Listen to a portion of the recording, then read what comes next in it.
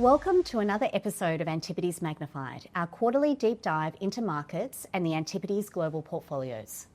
Joining me today is Portfolio Manager Graham Hay. Welcome, Graham. Hi, Alison. Graham, the first quarter saw the rest of the world outperform, particularly Europe and China, and that was on growing expectations around stimulus and also the excitement of the arrival of DeepSeek in AI. But then in the second quarter, we saw a resurgence in US equities, and that was really driven by Trump's proposed tax changes or tax cuts, and also fading concerns around policy risk. So how are you thinking about that broader macro backdrop?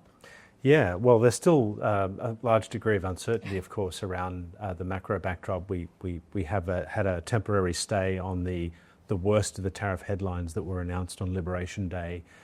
And really, if you go back to that event, it was a major sort of shock to the market, and equity prices, having already digested the risks around DeepSeek and Chinese AI, had reset considerably lower. And that sort of set the scene for a strong recovery in US stocks during the quarter, as the worst of those tariff headlines were rolled back. Now, we still, of course, don't know the full effects of this policy agenda. There are various estimates out there around the impacts it could have on both headline inflation as well as consumption.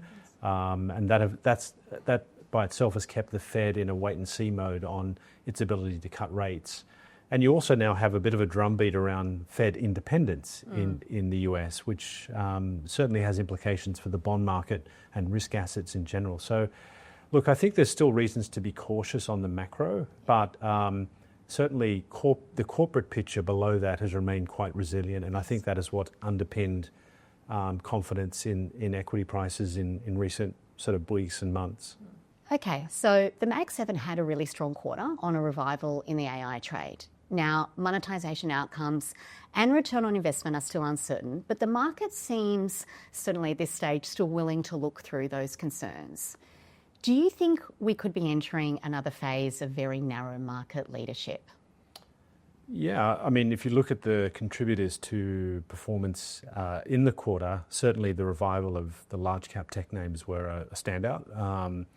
But we have seen a broadening out of participation generally over the last 12 months, in fact. But no doubt that narrative around AI is very strong. I think we're all, as we've embedded the use of these tools in our own workflow, we've all come to appreciate the potential power of the technology. And so I think it is a long-lasting dynamic that will feed through in markets. And the portfolios at Antipodes, of course, have exposure to this theme, but we've played it through maybe some of the less obvious names. Yeah. But nonetheless, they've been very strong contributors to performance. So I think that cycle of spending is here to stay. We are still learning about monetization, but certainly the use cases are evolving quite quickly, and the efficiencies that come with incorporating this technology is quite a powerful driver of investment. And Keysight is a stock that you and I have spoken about in the past before. Yeah. So Keysight's one example that we have in the portfolios that we think is not widely recognised today as an AI play, but what AI really is going to do is going to catalyse a cycle of innovation. That innovation will happen across both, workflow, business processes, but also across traditional technology vectors, communications, aerospace, automotive, etc. And Keysight really are the critical enabler of a lot of that innovation with their testing platforms. The company has come out of a down cycle over the last couple of years as the previous spending cycle was digested. So the setup today is quite interesting. Orders are now starting to recover, margins are starting to recover, and the company have very good exposure to this innovation cycle that will come inevitably as a result of AI and other things. And not having to pick the ultimate winner. Not having to pick the ultimate winner, that's right. Yeah. It's an enabling technology, but it has grown its market position, a market share. It's evolved its product portfolio. It's much more software orientated today. That drives more recurring revenue and higher margins. So we think that really underwrites the story, and is a reason why we're very comfortable with that name. And those AI beneficiaries ultimately will extend beyond just hardware, won't they? Yeah, that's right. Certainly, I think the next phase of the cycle will be much more about companies that are able to integrate AI into their current business processes. And really, you want to be thinking about companies with large established installed bases, ideally companies that are digitally native already and have the ability to incorporate this technology to fundamentally improve their customer proposition, but also drive productivity outcomes within their own business today. And those opportunities are pretty wide-ranging and across sectors. One example would be a company like Capital One, which we've spoken about in other forums, but that is a digitally native bank, the largest consumer digital bank in the US. So it's ideally positioned to benefit from AI internally, as well as drive the customer proposition. So, at 9 times earnings, we think that is, very well placed to be a beneficiary in the next several years.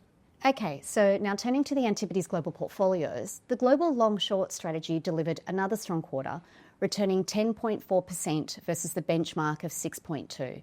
So that was adding over 4% alpha. This takes the return for 12 months to 30.4% and alpha of 12%. The long-only strategy also performed very well, delivering 5.3% for the quarter and a 12-month return of 25%, delivering 7% alpha.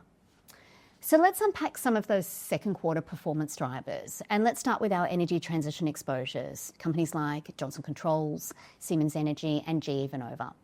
So we've been adding to Johnson Controls during the quarter. What's driving recent performance of that company? Yeah, so Johnson Controls is a great example of a really good business hidden inside a complicated structure that historically has been poorly managed. And probably what we saw, the opportunity that we saw there was structural drivers to commercial HVAC installations, driven by this broad build out of infrastructure, including data centers in the US. We also saw the opportunity for simplification of the portfolio and ultimately management change. And over the last 9 months with Johnson Controls, we've gotten all 3 of those things coming through in the numbers, and hence the share price performance. We've had a refocusing of the business portfolio under a new CEO that came on board recently. That has, I think, created a sense that Johnson Controls can be run as a much better, more efficient business going forward than it has been historically. And we've just had more evidence coming through that the underlying growth in commercial HVAC systems remains very strong.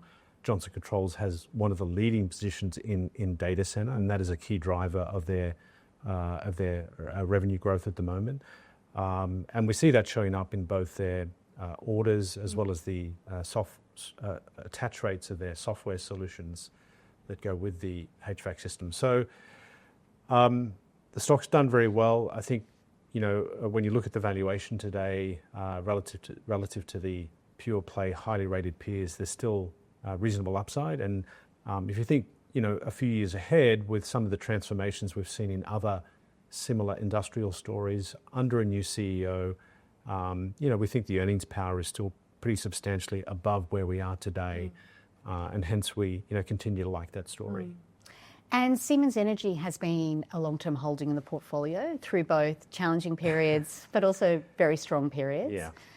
What gave you, the conviction to hold the line or to stay the course during those more difficult periods? And what's changed in the market's eyes, which has really driven quite strong recent performance? Yeah. Look, we certainly did have our conviction tested a couple of years ago in that stock. Fortunately, we stuck with the story. Really, at that sort of point of crisis, what was really underwriting our ability to stay involved was the company have a long-term services portfolio, and at the low point in the valuation, the maths that we were doing sort of suggested that the services portfolio alone covered the market cap of the company. And so, barring an existential threat to the balance sheet, we always felt that we had protection in that services portfolio. Now, what's happened in the subsequent couple of years is we've had a very strong investment cycle that has kicked off with regard to the continued build out and renovation of the global energy infrastructure network, namely gas turbines, the critical element of that, but also their electrification portfolio that helps to harden and strengthen grids globally. And, you know, again, when you think about the investment cycle that's going on today, it's very long run in nature. It's a very consolidated market. There are 2 or 3 critical suppliers here with capacity that is fundamentally limited. And so, you know, with all of the demand growth that we see relating to power, you know, we see this as a long run cycle that can play out. You get a combination of continued positive surprises on the top line as well as margin expansion coming through. A lot of that is now baked in, but you know, we continue to see very strong developments in their pipeline and additions to backlog at incrementally higher margins, and that's you know, that's going to come through in numbers over the next couple of years.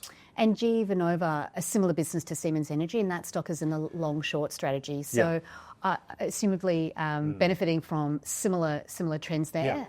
I know it has a very larger exposure to gas than Siemens. In fact, GE Vernova is a stock we brought in April near the lows of the market in that sell-off.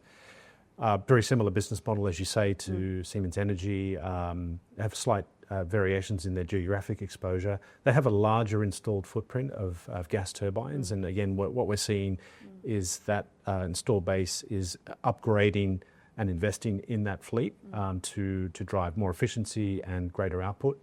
And that is translating into very strong backlog growth.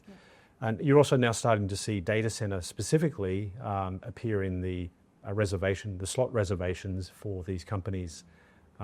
That will feed into numbers later this decade, but it's starting to build into the numbers that analysts are now forecasting. Again, it's a similar story with margin expansion coming through and driven by much better pricing on new orders. So again, stock that's done very well. We've actually lightened up recently given the move in the share price, but remains an interesting story for us. So Sendas, Brazil's second largest retailer, has continued to have a really strong year after what was a difficult 2024. High policy rates in Brazil, you know, weighed on Brazilian stocks quite broadly, and Sendas wasn't immune because it has debt on the balance sheet. But as we're now starting to get a softening of tone out of the central bank, you know, what does that mean for Sendas? Yeah, look, we fundamentally like the franchise, first of all. You have to believe in, as a retailer, you have to believe in the power of the franchise. They've been through a difficult period in 2023 and 24. But what's kept us interested in the story is their ability to continue to grow market share, and that's demonstrated in continued positive same-store sales growth running at about 5% through the first half of this year. And with that, the ability to delever from relatively high levels. And that drove almost a doubling of the share price on a year-to-date basis through to the end of June. And fortunately, we did add to the position in early January, near to the lows, and we got some immediate reward from that. So the company are executing very well. They're innovating on this within the stores. They're adding new categories that can help drive growth and foot traffic. And so we're still pretty comfortable that despite the share price run at 10 times earnings, it still offers good value and is ultimately a share gainer in an attractive market. And to round out the performance drivers, developed market financials like Capital One in the US and SocGen in France also drove fund performance. But not owning the likes of Nvidia, Broadcom and Meta cost the global portfolios around 2% during the quarter. And our major pharma holdings, Merck and Sanofi, also faced pressure. So Graham, what's your current thinking on those pharma exposures? Yeah, look, there have been some pretty serious headline headwinds over the first half of this year. You know, they relate to this policy shift in the US in relation to pharmaceuticals, in relation to vaccines, and then just the overall concern around the Make America Great Again agenda and what that may mean across the board for the healthcare industry at large. In the case of Merck, are facing a very significant patent cliff in 2028, and the market remains fixated on their ability to supplement that patent cliff with other growth drivers. We have done a lot of work on the pipeline at Merck, and are pretty comfortable that even when we risk assess the outlook for that pipeline, that they can supplement Keytruda with new products. But the company are also making smart acquisitions to supplement that pipeline development, as well as buying back stock. So, at 8 times earnings, with the share price having performed, pretty badly, we're pretty comfortable being a little bit contrarian here with this name. And ultimately, we think, as we get more clarity around the policy agenda, the stock can climb a bit of a wall of worry, and the market can look forward to the pipeline much more so than the policy headlines that we've been absorbing in the first 6 months of this year. Yes. Sanofi, slightly different case, doesn't have the same exposure to patent cliffs, but has been generally caught up in concerns around vaccine, where they have more exposure. Again, when we risk assess the pipeline and we look at their core product portfolio, we're very comfortable that the company can sustain growth. Again, like Merck, trades at a very attractive valuation on a price-earnings ratio, dividend yield ratio, so we're happy to be somewhat contrarian in that name as well. Thanks, Graham. That was a great overview of the second quarter. No problems, Alison. Make sure you tune into the next episode of the Antipodes Good Value podcast, where Graham and I discuss Trump's One Big Beautiful Bill, what it could mean for the US fiscal deficit, as well as a discussion on broader portfolio positioning.